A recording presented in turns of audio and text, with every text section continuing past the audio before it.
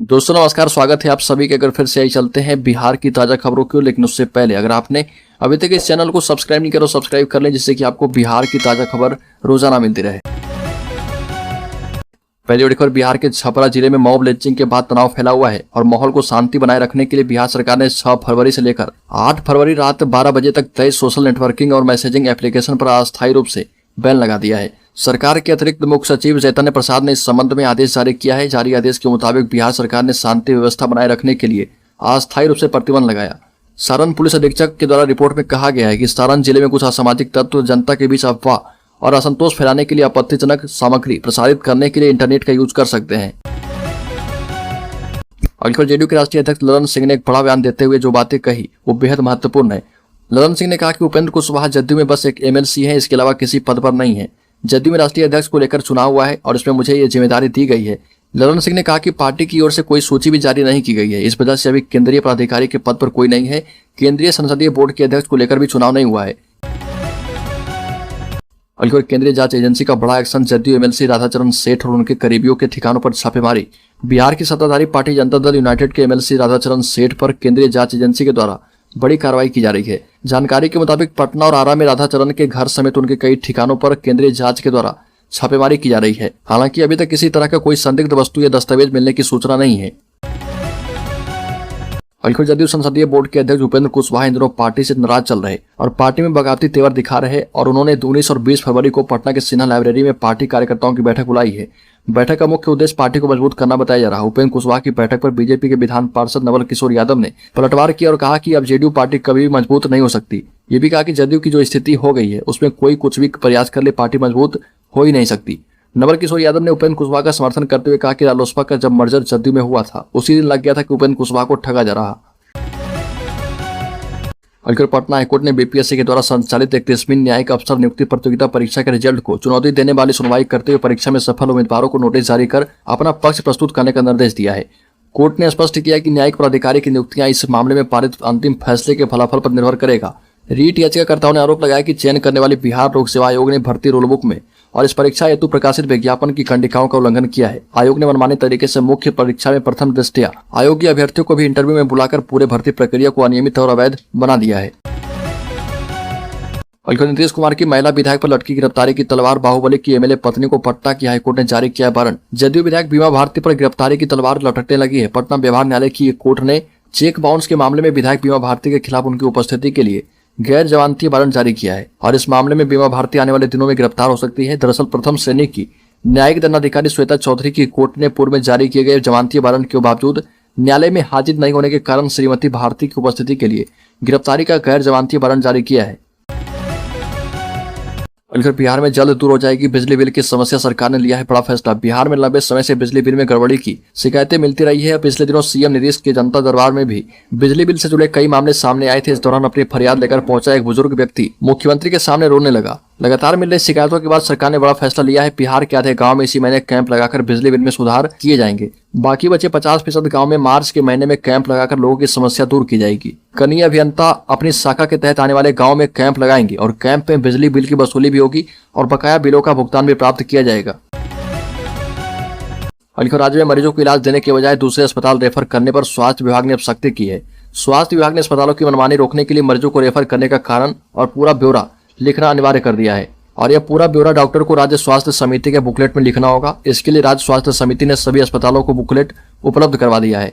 ऐसा नहीं करने और वाजिब कारण नहीं होने पर रेफर करने वाले डॉक्टरों के खिलाफ कार्रवाई की जाएगी। Civil surgeon doctor Umesh Chandra Sharma ने कहा कि मरीजों को जहां से रेफर किया जाएगा उनके कागज एवं राज्य स्वास्थ्य समिति के बुकलेट में पूरा ब्यौरा होना चाहिए। मरीज को अटेंड करने वाले डॉक्टर को लिखना होगा कि मरीज उनके पास कितने बजे आया, उसे क्या समस्या थी, क्या ट्रीटमेंट दिया और नहीं दिया। साथ ही ये भी बताना होगा कि सुविधा की कमी के कारण मरीज का इलाज नहीं कर सकते और रेफर कर रहे।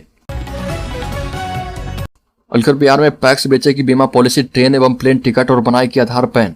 आपको बता दें कि प्राथमिक कृषि साख समितियां पैक्स सब कॉमन सर्विस सेंटर के द्वारा दी जाने वाली सारी सेवाएं आम लोग को उपलब्ध करवाएगी। यानी पैक्स सब बीमा पॉलिसी और ट्रेन प्लेन की टिकट बेचेगी, वहीं आधार और पैन कार्ड भी बनाएगी और इसके लिए सहकारिता मंत्रालय, सूचना प्रौद्योगिकी मंत्रालय, नाबार्ड और सीएससी के बीच समझौता हो चुका है। समझौते के मुताबिक पैक्स अब सीएससी के रूप में काम करवाएगी। इसके साथ ही आने वाले दिनों में राज्य के करीब 8000 पैक्स अपने सदस्यों समेत ग्रामीण आबादी को सीएससी पर मिलने वाली सेवाएं उपलब्ध करवाएगी और इसके लिए पैक्स का कंप्यूटरीकरण किया जा रहा है। अलखर छपरा में 2000 से ज्यादा पुलिसकर्मी तैनात, इंटरनेट किया गया बंद। मांझी और एकमा ब्लॉक में धारा 144 लागू है। बाहरी लोगों की गांव में एंट्री है बैन। छपरा में पिटाई से युवक की हत्या के बाद बवाल मचा है। मुखिया के घर हुई आगजनी के बाद पुलिस एक्शन में है। मांझी और एकमा प्रखंड में धारा 144 लगाई गई है। छपरा सहित यूपी के बॉर्डर इलाके में भी करीब 20 किलोमीटर तक नेट बंद कर दिया गया है। गांव में करीब 2000 की संख्या में पुलिस बल तैनात किए गए हैं। गांव में बाहरी लोगों की एंट्री बैन कर दी गई है। बिहार के सैफ जवान, एसटीएफ, आरएएफ की टीम सहित जिला पुलिस की तैनाती की गई और बिहार के एडीजी सुशील मानसिंह खोपड़े और अन्य अधिकारियों ने मुबारकपुर का दौरा किया है और पूरे दिन पुलिस और प्रशासनिक अधिकारियों की गाड़ियां दौड़ती रही। राज्य में अर्थव्यवस्था को गति देने के लिए सरकार लेगी कर्ज। केंद्रीय करों में हिस्सेदारी कम है, राजस्व भी कमजोर है। केंद्रीय करों में नवंबर तक 31% हिस्सेदारी मिली है। अपना राजस्व भी 45% ही हासिल हुआ है और सामने है 2 चुनावी साल में जनता की उम्मीदें पूरी करने की चुनौती। लिहाजा इस तिमाही मार्च तक बिहार सरकार हर हफ्ते 2000 करोड़ रुपए कर्ज लेगी और आगे बढ़ेगी। रिजर्व बैंक से अगले 2 महीने में 19,043 करोड़ रुपए ऋण लेने की तैयारी है। खजाने की स्थिति ऐसी है कि सरकार के पास फिलहाल कर्ज लेकर अर्थव्यवस्था को गति देने के अलावा कोई दूसरा विकल्प नहीं है।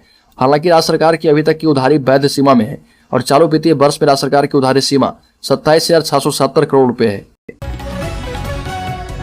अगर बिहार विधानसभा के नेता प्रतिपक्ष विजय कुमार सिन्हा की आवास से चोरी की घटना सामने आई है। बिहार के लखीसराय से विधायक विजय सिन्हा के पटना स्थित एग्जीबिशन रोड स्थित आवास से 1.5 लाख रुपए नगद, दस्तावेज और घड़ी की चोरी हुई है। इसके बाद इस मामले में पटना के गांधी मैदान थाने में एफआईआर दर्ज कराई गई। विजय कुमार सिन्हा के लिपिक गौरव कुमार ने पटना के गांधी मैदान थाने में चोरी की एफआईआर दर्ज करवाई है और इसमें कहा गया कि बिहार विधानसभा के नेता प्रतिपक्ष विजय कुमार सिन्हा के एग्जीबिशन रोड स्थित आवास से 1.5 लाख रुपए नगद के साथ दस्तावेज और उनकी घड़ी चोरी की गई है। बिहार में मुख्यमंत्री नीतीश कुमार और जदयू को घेरने के लिए भाजपा ने बड़ी रणनीति तैयार की है। पार्टी की रणनीति जदयू के वरिष्ठ नेता उपेंद्र कुशवाहा को इसी महीने साधने के बाद पार्टी उन नेताओं को साधेगी जो या तो अपने भविष्य के प्रति आश्वस्त नहीं है या जिन्हें जदयू राजद का गठबंधन रास नहीं आ रहा। इसी क्रम में जदयू के 3 सांसदों के भाजपा के संपर्क में होने की चर्चा है। दरअसल नीतीश के भाजपा से पल्ला झाड़ने और गठबंधन में शामिल होने के बाद जदयू के कुछ सांसद और नेता कई कारणों से असहज महसूस कर रहे। महागठबंधन में कई दलों के शामिल होने से कुछ सांसदों को अपनी सीट गंवाने का भय सता रहा। फिर नीतीश का अगला चुनाव उप मुख्यमंत्री तेजस्वी यादव की अगुवाई में लड़ने की घोषणा से भी कई नेता असहज हैं। भाजपा से नाता तोड़ने के बाद नीतीश की योजना जदयू और राजद का विलय करने का था। नीतीश जनता दल परिवार को भी एकजुट करना चाहते थे। पार्टी में बगावत की स्थिति पैदा होने की आशंका से राजद जदयू का विलय नहीं हो पाया। अब राजद का एक खेमा चाहता है कि वादे के मुताबिक नीतीश लोकसभा चुनाव से पहले सरकार की कमान तेजस्वी को दे दें। बिहार के 60 ITI में अगस्त सितंबर से शुरू होंगे नए कोर्स। सरकारी ITI में रोबोट ड्रोन की पढ़ाई नए सत्र से। राज्य के 60 सरकारी ITI औद्योगिक प्रशिक्षण संस्थान में इस साल नए सत्र से रोबोट ड्रोन जैसे अत्याधुनिक पाठ्यक्रम की पढ़ाई शुरू होगी। औद्योगिक इकाइयों की मौजूदा जरूरतों के मुताबिक ITI में पढ़ाई के लिए टाटा टेक की ओर से आधारभूत संरचना का काम किया जा रहा और श्रम संसाधन विभाग की कोशिश है कि नए सत्र यानी अगस्त सितंबर से 60 ITI में अत्याधुनिक ट्रेड में प्रशिक्षण शुरू हो जाए। राज्य में उपेंद्र कुशवाहा नीतीश से नाराज जेडीयू नेताओं को इकट्ठा करने में लगे हैं। 19 और 20 फरवरी को बुलाई ये बैठक। जेडीयू में जारी घमासान के बीच उपेंद्र कुशवाहा ने बतौर पार्टी के संसदीय बोर्ड अध्यक्ष 2 दिन की बैठक बुलाई है और यह बैठक 19 और 20 फरवरी को पटना के सिन्हा लाइब्रेरी में होगी। कुशवाहा ने जेडीयू के लेटर पैड पर अपने हस्ताक्षर से लिखा पत्र ट्विटर पर पोस्ट किया और इसमें उन्होंने कहा कि आरजेडी के साथ मिलकर नीतीश कुमार की हुई डील का जिक्र करते हुए कहा कि इसने जेडीयू कार्यकर्ताओं को झकझोर कर रख दिया है। इस पर चर्चा के लिए यह बैठक बुला रहे उपेंद्र कुशवाहा ने जेडीयू के कर्मठ समर्पित एवं महत्वपूर्ण साथियों के नाम पत्र के माध्यम से अपील की कि 19 एवं 20 फरवरी को पटना के सिन्हा लाइब्रेरी में चर्चा में भाग लें। कुशवाहा ने अपने पत्र में कहा है कि आरजेडी की ओर से एक खास डील और जेडीयू का आरजेडी के साथ विलय की चर्चा ने न सिर्फ पार्टी के निष्ठावान नेताओं कार्यकर्ताओं वरना आम जनमानस को भी झकझोर कर रख दिया है। छपरा में मॉब लिंचिंग गुस्साए लोगों ने जमकर काटा। बवाल थाना अध्यक्ष को निलंबित कर लगाया गया धारा 144। बिहार के छपरा में 3 युवकों को कुछ लोगों के द्वारा बंधक बनाकर पिटाई करने से एक की मौत हो गई और हत्या और मारपीट में शामिल 2 लोगों को पुलिस ने गिरफ्तार कर लिया है। हत्या में शामिल अन्य लोगों को पकड़ने के लिए पुलिस उपाधीक्षक के नेतृत्व में विशेष जांच का गठन किया गया है। दोनों मामले हत्या और उपद्रव के दोषियों के फरार रहने की स्थिति में तुरंत उनकी संपत्ति कुर्क की जाएगी। सोशल मीडिया पर भड़काऊ एवं भ्रामक पोस्ट करने वालों के विरुद्ध मामला दर्ज किया गया है। इस मामले में मांझी थानाध्यक्ष को भी निलंबित कर दिया गया है। पटना मेट्रो के अंडरग्राउंड टनल से निकलने वाली मिट्टी की नदियों की बर्बादी। गंगा किनारे होगा विकास। मरीन ड्राइव के नाम से अभी मशहूर गंगा पथ को रिवर फ्रंट के रूप में सरकार विकसित करेगी और यहाँ पर राष्ट्रीय और अंतर्राष्ट्रीय स्तर के वाटर स्पोर्ट्स विकसित करने पर विचार किया जा रहा ताकि बिहार के लोगों को वाटर स्पोर्ट्स का लुत्फ लेने के लिए गोवा और अंडमान नहीं जाना पड़े। वहीं स्टेडियम, रेस्टोरेंट, कैफेटेरिया, मॉल और मल्टी स्टोरी पार्किंग भी बनेगी। राज्य सरकार ने पटना मेट्रो के अंडरग्राउंड टनल से निकलने वाली मिट्टी का सदुपयोग का रास्ता भी खोज लिया है। इस मिट्टी से गंगा पथ के इर्द गिर्द के क्षेत्रों को विकसित किया जाएगा, जहां पर स्टेडियम, रेस्टोरेंट, कैफेटेरिया, मॉल और पार्किंग स्थल बनाए जाने की संभावना है। हालांकि फिलहाल गंगा पथ नया पर्यटक स्थल बन चुका है और लोगों की बढ़ती भीड़ को देखते हुए आने वाले दिनों में यहाँ पर पर्यटकीय सुविधाओं का भी विकास किए जाने की योजना है।